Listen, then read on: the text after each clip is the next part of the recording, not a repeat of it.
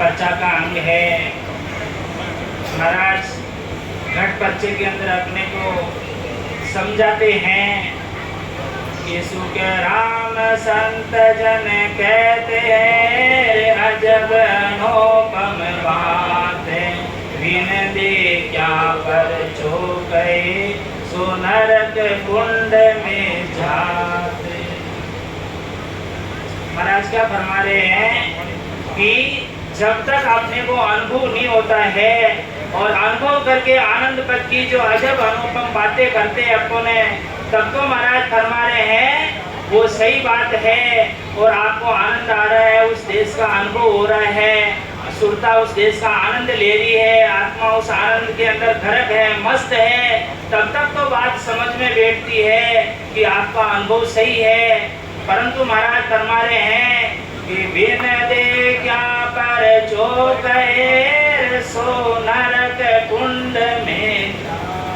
बिना देखी हुई वो चीज, बिना अनुभव किए आप सुन करके उस देश की अनुभव की बातें करते हो, तो महाराज फरमा रहे उस पद की प्राप्ति आपको आज होवे कोई काल होवे और आपको नरक कुंड की प्राप्ति जरूर होगी। वो आत्मा नरकों की वासी बनती है।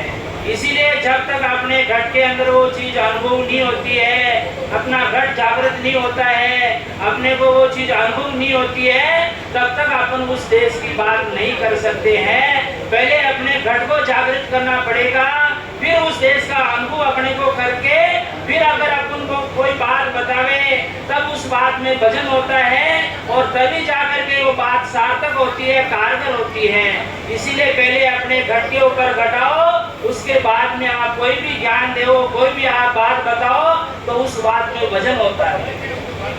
तो इसीलिए महाराज फरमा रहे हैं कि याने ना नहीं देखिया रे अजब नोपम सुख राम सूरत सो देख कर अब भागत हूँ बे।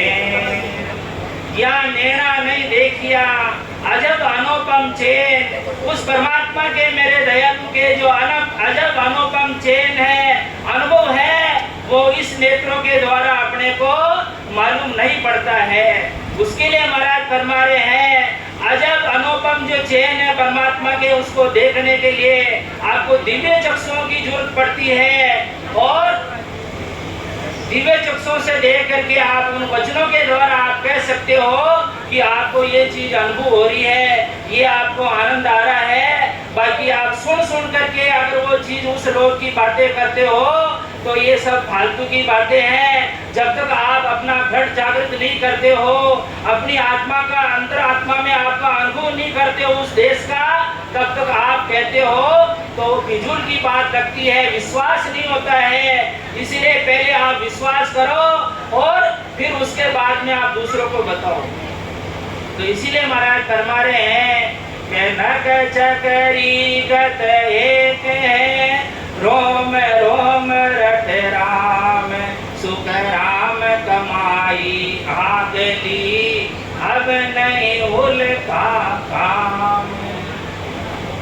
साधक की ऐसी स्थिति होती है, नख से जब तक एक शरीर सी अवस्था रहती है, रग रग रोम रोम उसका राम राम करने लग जाता है।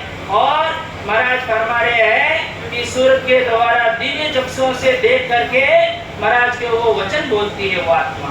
तो इसीलिए महाराज फरमा रहे हैं कि एक शरीर सा उसको अनुभव होने लग जाता है, तो समझ लो ये जो कमाई है नाम की, आपका रोम रोम थर्राता है, आपकी अंतरात्मा जागृत हो जाती है। 6 कवल पूर्व के 6 पश्चिम के कवल जब आपको जागृत हो जाते हैं, अनुभव हो जाता है, तो समझ लो हे आत्मा ये तेरे पूर्व जन्म की पुनवानी है, पूर्व जन्म की कमाई है, ये लोक की कमाई नहीं है। इस लोक में कोई आपने ऐसा सुकृत का काम नहीं किया है जो हाथों हाथ आपके वो चीज बनती है। ये मेरे परमात्मा की उस लोक की जो कमाई है, उस लोक का जो आनंद है, ये तेरे पूर्व जन्मों का प्रारब्ध है, उससे तेरे को ये अनुभव हो रहा है। तो इसीलिए महाराज फरमा रहे हैं कैसे मरण की सरदा नहीं मुख सो